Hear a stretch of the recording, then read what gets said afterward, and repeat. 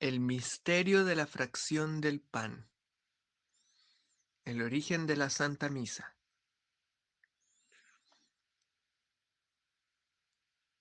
Eso es precisamente el misterio del pan y del vino. El misterio de la Santa Misa, el misterio de la fracción del pan, que nosotros continuamos en el rito latino.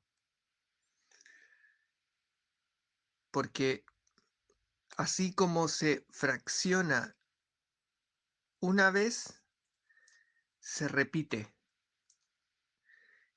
La fracción repite y se repite a lo alto y a lo ancho, y así también a lo profundo, en espacio, en tiempo, en profundidad. Se repite hasta el día postrero, generando un corredor a través del cual el Paráclito mantiene unido a Cristo como vid con sus sarmientos.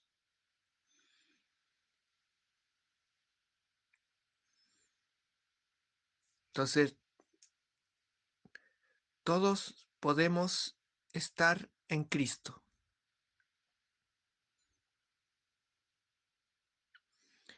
Es indudable que es comida, que es alimento, que es eso que se cita de de San Juan 6, cuando se escandalizan, cuando ocupa el verbo "srogein", que es eh, comer de, de manera como algo que requiere como tragárselo, como morderlo y tragárselo, como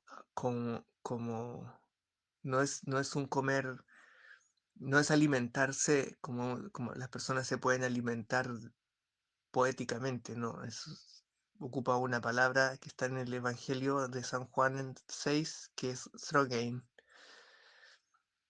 que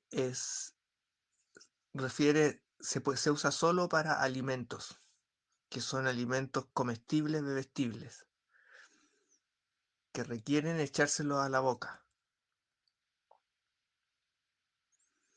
Y en eso está porque Él es el pan del cielo.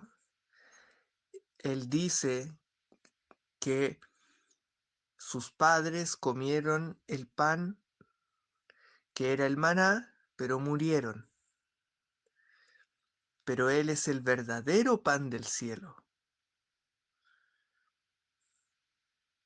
porque no es solo el pan del cielo, Él es el Cordero Inmaculado, Él es el Cordero de Dios.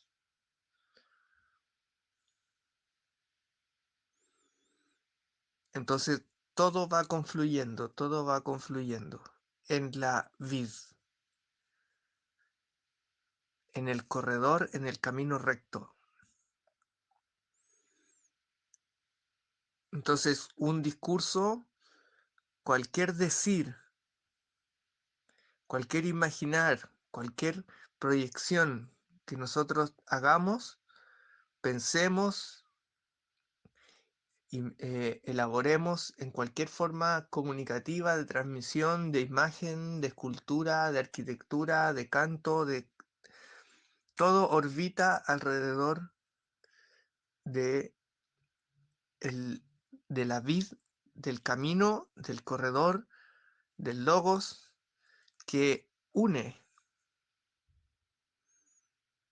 haciéndonos uno en Cristo.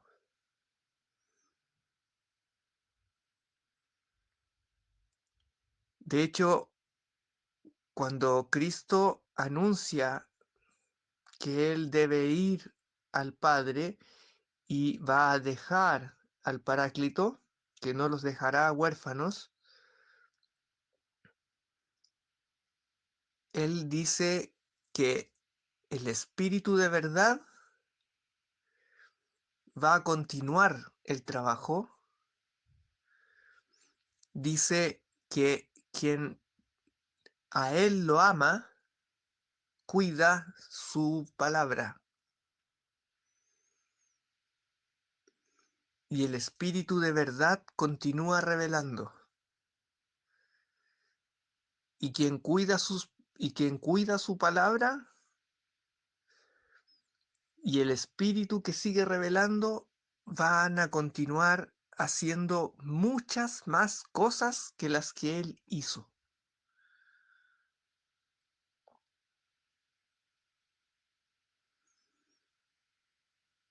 Y ahí es donde entra todo el, el devenir multiforme de la Santa Iglesia de Cristo, porque ella es una con Cristo, son sus sarmientos, son su cuerpo.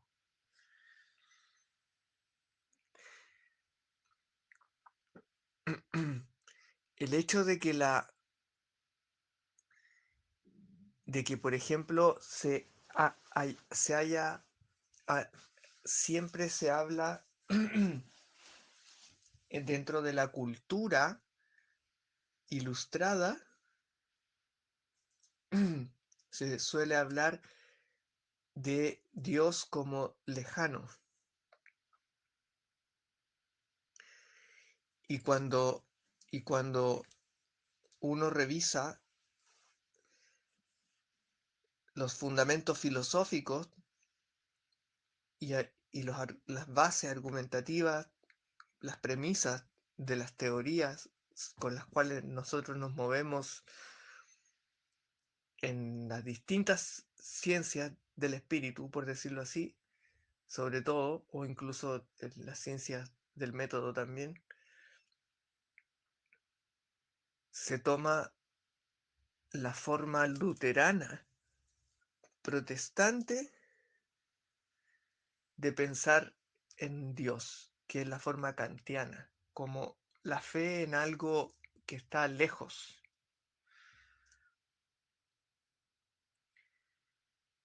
Y resulta que nunca se menciona que en realidad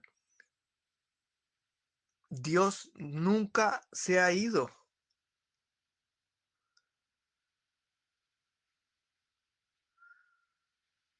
Nosotros estamos con Cristo siempre.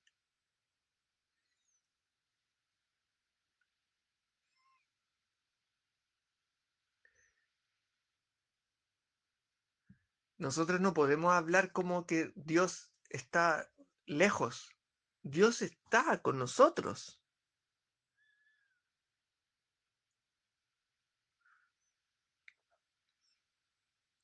Está con nosotros acompañándonos.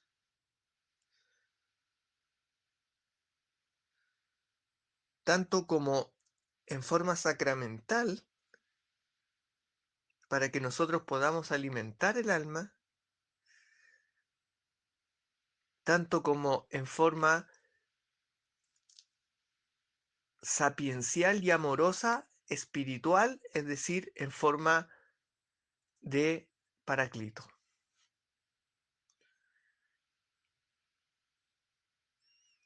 Y estamos inmersos en el camino, y si estamos encaminados en este camino, estamos en dirección al reencuentro. Siempre con Cristo, en Cristo, para Cristo.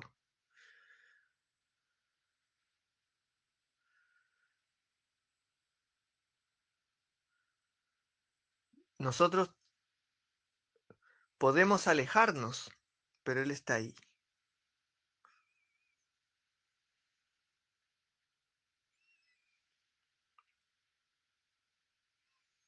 Y el hecho que esté ahí es lo que exige que nosotros tengamos una manera especial de comportarnos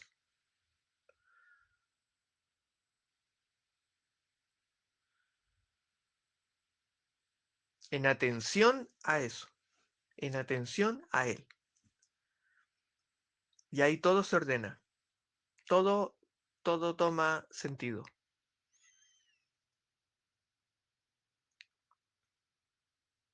Y se desarman todas las confusiones.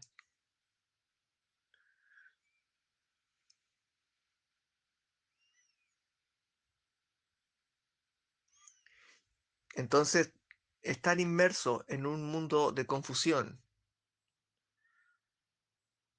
en el cual la verdad sí está presente, se genera una tensión, porque en el fondo lo que hizo la modernidad,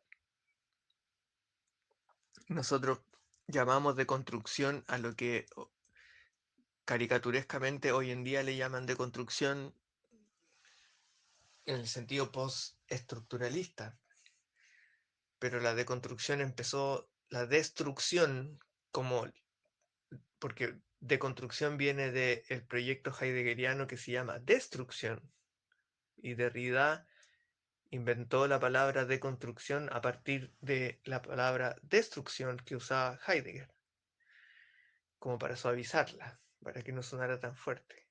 Pero en el fondo es la destrucción, la desmantelación de todo el orden cósmico que es teológico, porque no hay sabiduría si no hay teología, porque la filosofía, para poder llegar a ser filosofía, desde Aristóteles, incluso antes de Cristo, ya lo dijo Aristóteles.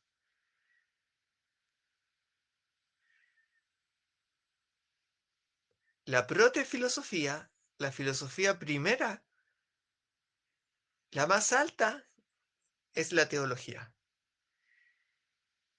y la dejó anónima, porque faltaba el momento del areópago.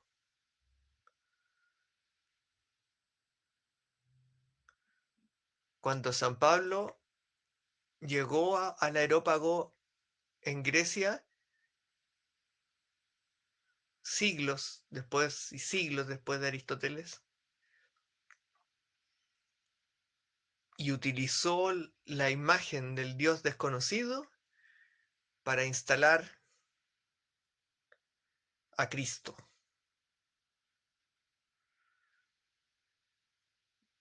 Y ahí la teología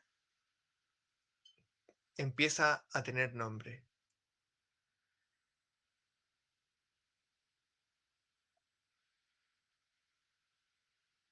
La palabra, la sabiduría,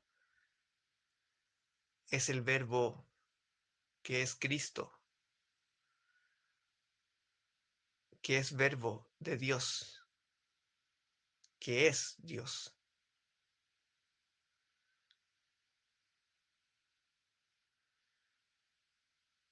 ¿Y por qué la filosofía tiene que ser teología?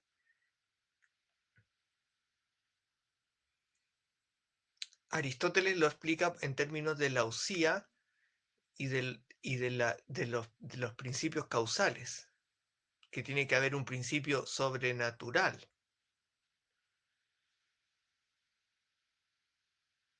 porque nada natural puede estar proviniendo infinitamente de algo natural, físico. Nada físico natural puede estar infinitamente en una cadena secuencial hacia atrás, en reversión de la causa de, la causa de, la causa de. Eso es un absurdo. Se cae en un absurdo. Por lo tanto, esa cadena tiene que tener un principio que no sea natural, que no sea físico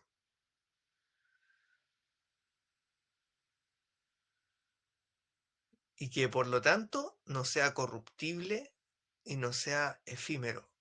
Por lo tanto es sobrenatural, es eterno y no es potencial, no llega a ser como son las cosas físicas, sino que es, todo el tiempo es. Y eso se confirma nuevamente cuando Dios le dice a Moisés en la zarza ardiente, yo soy el que soy. Él es el ser supremo, verbo supremo, activo, pura actividad, pura acción, no es potencia, es acto, es verbo, acción. Esa acción es la que mueve. Esa es la acción que crea el mundo, la acción verbal.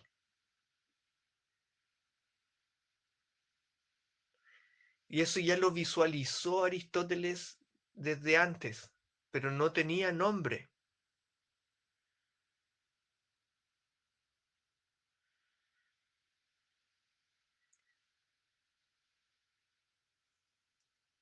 Y para poder generar una filosofía que sea digna, se necesita que haya una filía que abrace una sofía que conciba.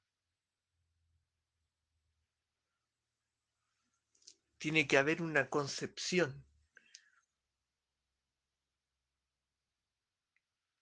Solamente la filía, el amor, puede concebir. Y la sapiencia se concibe.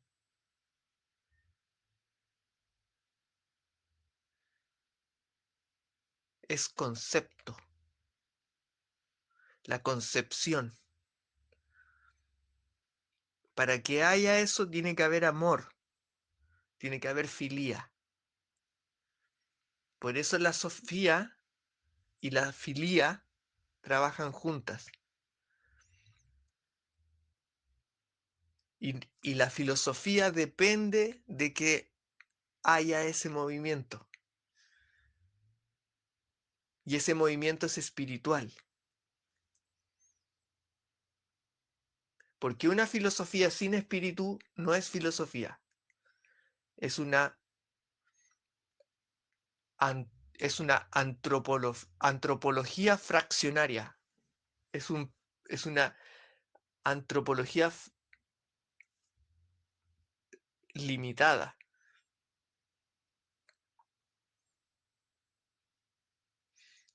Es un saber fraccionario, parcial, no universal. Y el saber es saber de lo universal.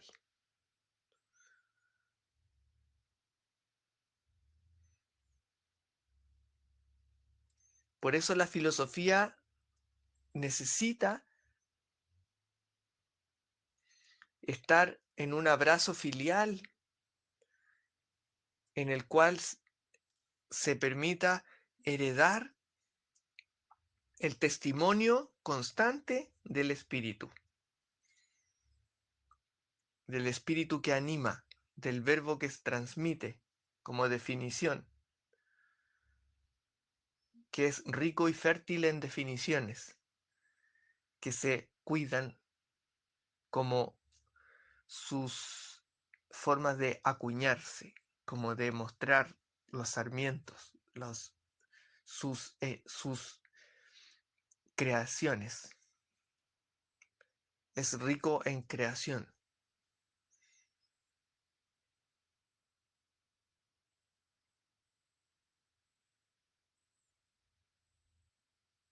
Pero eso implica que debe haber un reconocimiento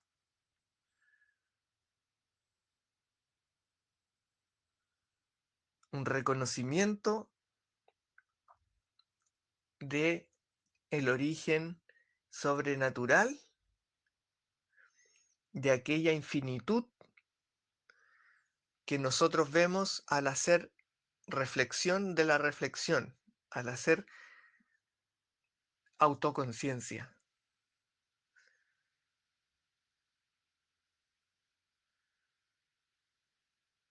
La persona en la conciencia solo puede tener objeto, puede tener un objeto.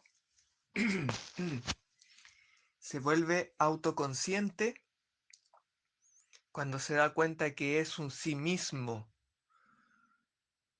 y que ese sí mismo tiene otros sí mismos, porque tenemos la huella de imagen y semejanza de Dios, y una de esas huellas es la unidad.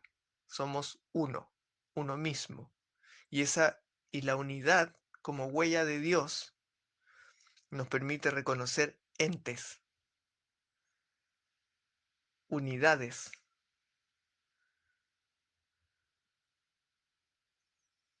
así como podemos reconocer lo bello, lo bueno, lo verdadero, porque tenemos reflexión, tenemos alma intelectiva que refleja a nuestro Creador.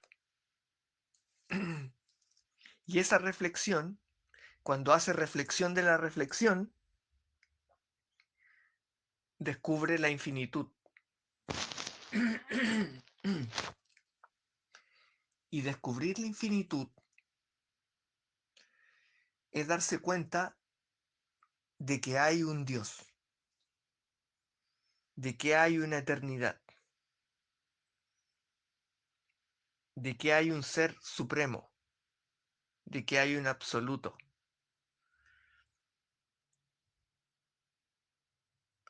Y eso implica una posición reverente, piadosa frente a eso que se revela en la infinitud.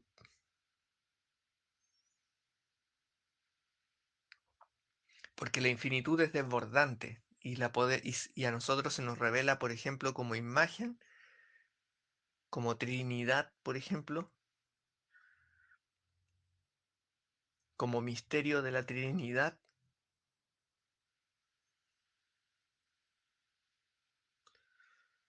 frente al cual nosotros, si bien se nos revela de manera infinita, eterna,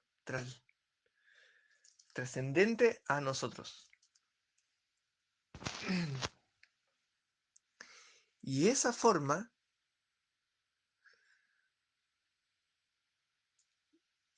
es la que se debe cuidar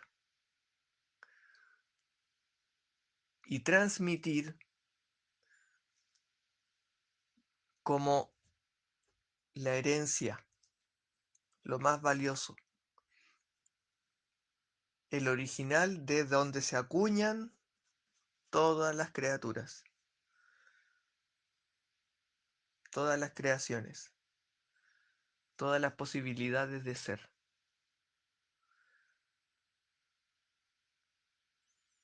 Y no hacer el truco falaz que hace la modernidad, que es intentar poner a la criatura en el lugar del creador.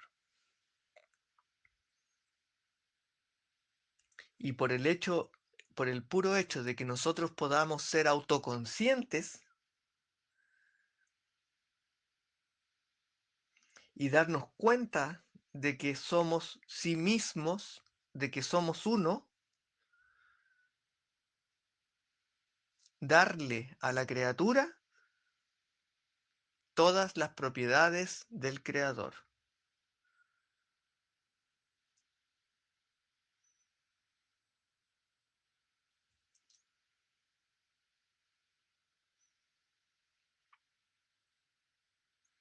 Que es cuando se empieza a caer en una especie de humanismo naturalista.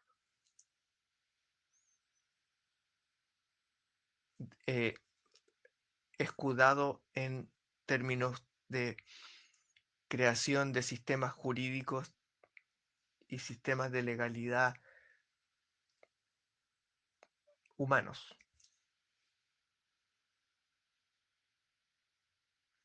No está mal que los seres humanos se organicen y tengan leyes humanas. Está mal que ellos se quieran coronar como los amos y señores de todo lo existente.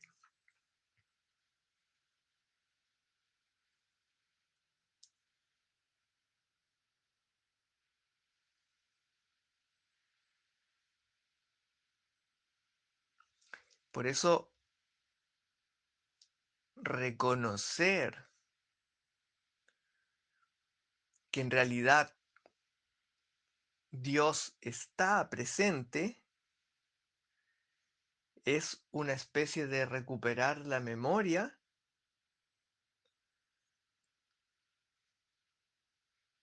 de quiénes somos y cuál es nuestro lugar y cuál es el sentido de todo lo que nos rodea y nosotros mismos.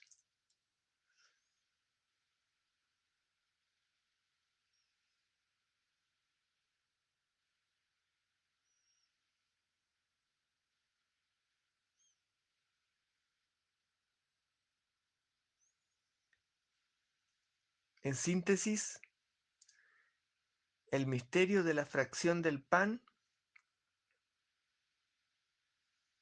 nos permite recuperar el sentido original, reconociendo, dando testimonio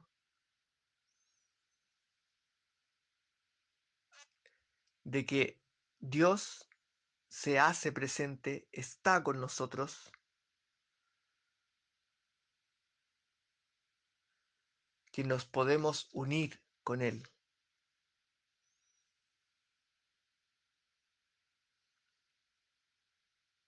y que nosotros somos criatura, porque nosotros no inventamos el juego. A nosotros se nos está dando, se nos está entregando de manera gratuita, hermosa, todo, toda la bondad.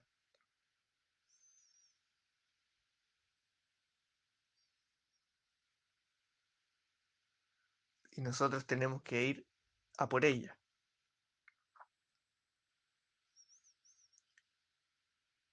Pero para poder hacer eso,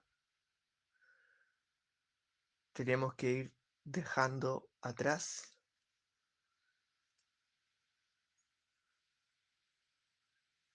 lo que nos amarra, lo que nos limita, que son las ideas y cadenas del mundo.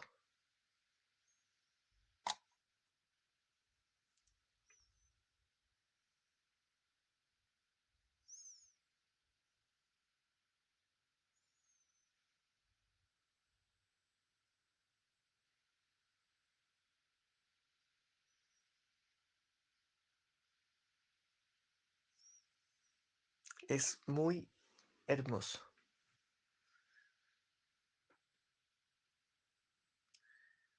porque todo lo que hace nuestro Señor es hermoso.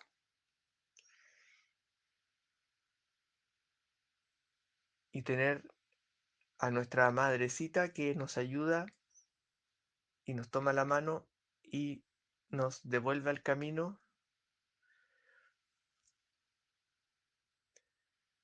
es impresionantemente hermoso. Y toda una comunión de santos y ángeles que velan por nosotros.